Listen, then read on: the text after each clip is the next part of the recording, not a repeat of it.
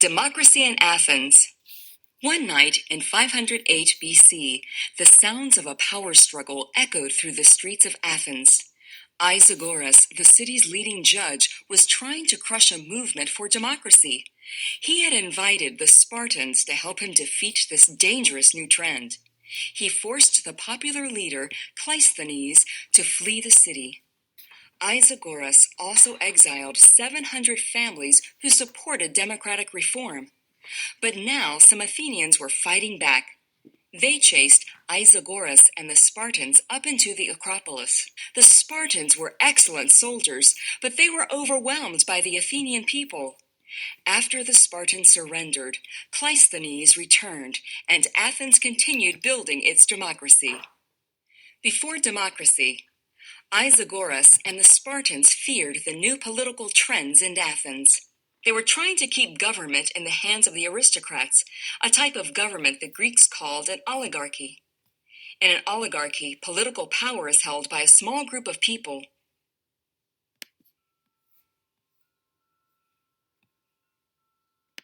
Oligarchies. Oligarchies were usually headed by a council of leaders who belonged to the aristocracy. One of these aristocratic leaders was a lawgiver named Draco.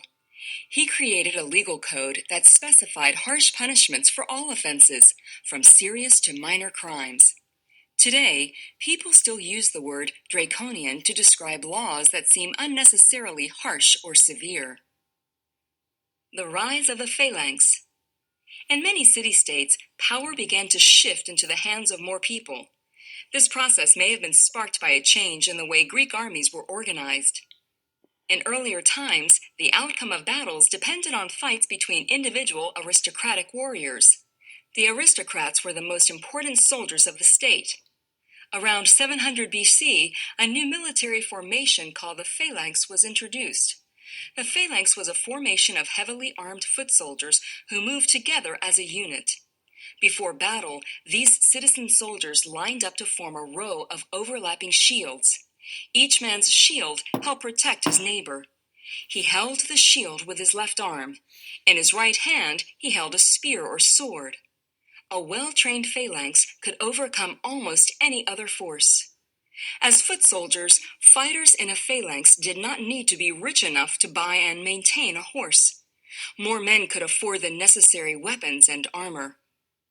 As city-states came to depend on the phalanx formation for defense, citizen soldiers may have gained more political power. Some historians believe this gave more men a voice in government. Aristocratic leaders risked losing the support of their army if they did not consider the interests of these men. Each city-state set up a different form of government. With so many city-states, great political variety characterized the Greek world.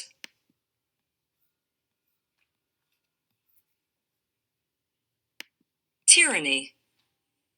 At first, tyrants or strong leaders emerged to champion the interests of ordinary citizens. Tyrants were usually members of the aristocracy. But by promising land and other benefits to the poor, they won popular support. Then they were able to set up tyrannies or governments run by a strong ruler.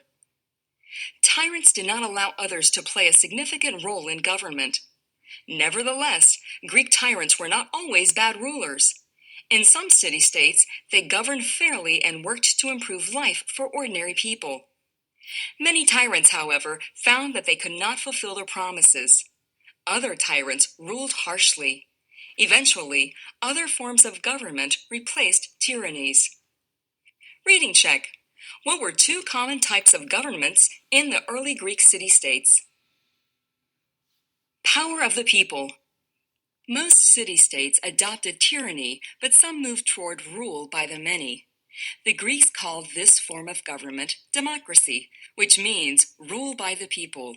In these new democracies, large numbers of men participated in civil affairs. Beginnings of democracy. In the year 594 BC, the aristocrats of Athens chose Solon to lead the polis.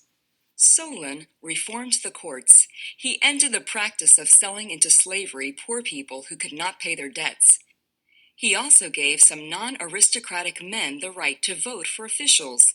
These measures set Athens on the path to democracy. Later reforms.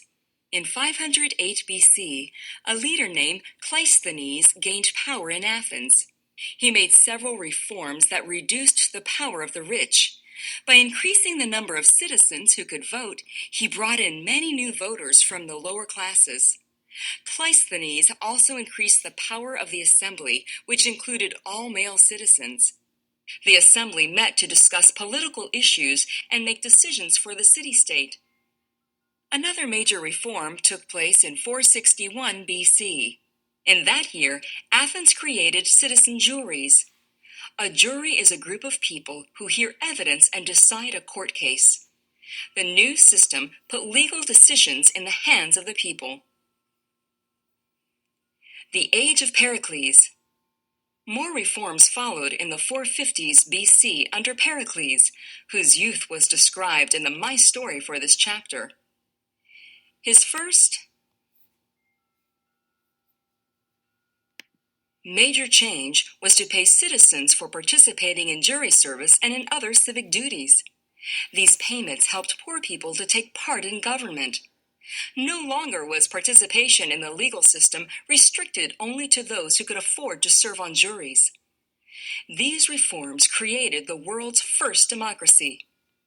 Athenians were proud of what they had achieved. In 431 BC, during a time of war, Pericles gave a speech honoring Athenians who had died in battle. In it, he talked about the democratic values that made Athens unique. When it is a question of settling private disputes, everyone is equal before the law. When it is a question of putting one person before another in positions of public responsibility, what counts is not membership in a particular class, but the actual ability which the man possesses. Pericles' funeral oration. One factor that encouraged democracy in Athens was the idea of citizenship. Citizenship is membership in a community. Citizenship gives a person both rights and responsibilities. Elsewhere in the ancient world, people lived as subjects of a ruler whom they were expected to obey without question. In contrast, the Greeks gave ordinary people the right to help make government decisions. Education for democracy. Education helped promote the growth of democracy in Athens. The education students received was designed to produce well-rounded citizens who could take part in public life. Although some girls could probably read and write, most education was reserved for boys. They attended school from the age of 7 and studied literature, physical education, and music. By the 420s BC, there was also higher education. Traveling lecturers taught various subjects, such as mathematics and public speaking. Reading check. What important political development occurred in Athens? Athenian democracy at work. Political reforms produced a golden age of democracy in Athens. Citizens ran all parts of the government. The most important were the assembly, the council, and the courts. The business of government. The main political body of Athens was the assembly, which all free adult male citizens had the right to attend. Meetings took place 40 times a year. Everyone who attended the assembly had the right to speak, from the poorest farmer to the richest aristocrat. A 500-person council, known as the Boule, was the second key component of the Athenian government. The council helped decide which issues should come before the assembly. Members of the council were chosen by lot, or at random, from among the citizens. As a result, every male citizen had a chance of serving on the council.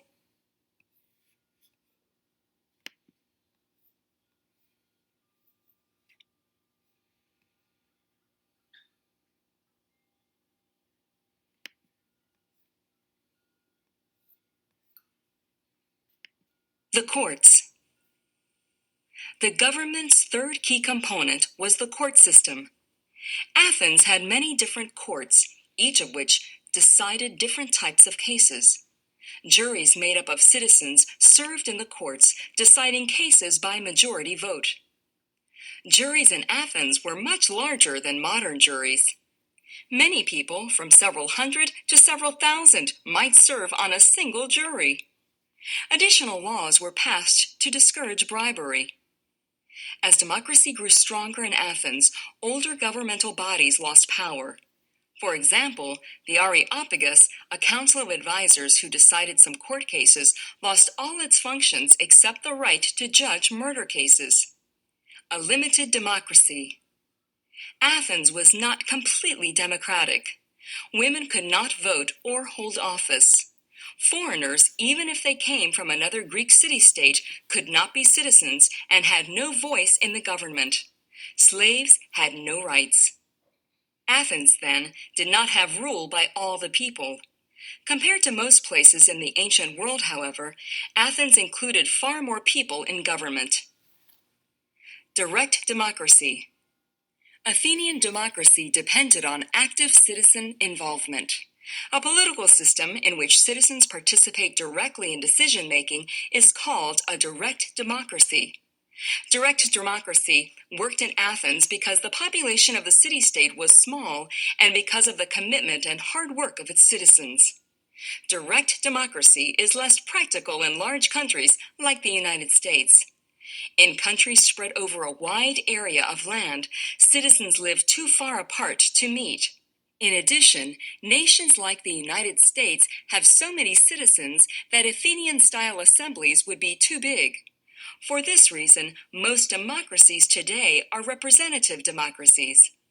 In a representative democracy, citizens elect others to represent them in government. These representatives then make the decisions and pass laws on behalf of all the people.